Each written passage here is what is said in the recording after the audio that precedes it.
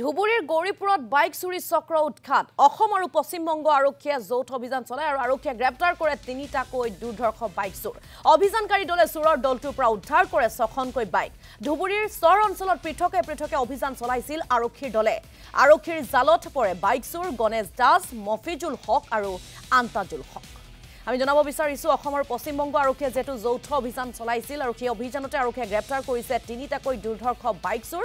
ধুবুৰীৰ গৌৰীপুৰতে বাইক চুৰি চক্ৰ উৎখাত কৰিছে আৰক্ষীয়ে গ্ৰেপ্তাৰ কৰিছে আমি ইতিমধ্যে জনাইছো যে তিনিটাকৈ দুৰ্ধৰ্ষ বাইক চোৰ অভিযানকাৰী দলে চোৰৰ দলটোৰ পৰা 6খনকৈ বাইক উদ্ধাৰ কৰিবলৈ সক্ষম হৈছে ধুবুৰীৰ চৰ অঞ্চলত পৃথকে আৰক্ষীৰ দলে অভিযান চলাই গৈছিল আৰক্ষীৰ জালত পৰে বাইক চোৰ গণেশ দাস লগতে মফিজুল হক আৰু আন্তাজুল হক আজি আমাৰ গোটেই অসমত যিবিলাক বাইক চোৰৰ তাণ্ডৱ সেইটো আমাৰ গৌৰীপুৰ আৰক্ষী বিষয়া আৰু লগতে বেংগল আৰক্ষীসকলে আহি ইয়াতে বাইক চোৰবিলাক ধৰে আৰু লগতে 6খনমান বাইকো পায় ধৰিছে এইটো চৰ চুবুৰীৰ পৰা ধুবুৰীৰ দক্ষিণ ফালে যিবিলাক চৰ আছে আপোনাৰ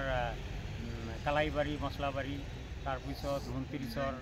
এইফালে আছে আপোনাৰ বগদাহৰ তেনেকুৱা চৰ অঞ্চলৰ পৰা ধৰি লৈ আহিছে কেইজন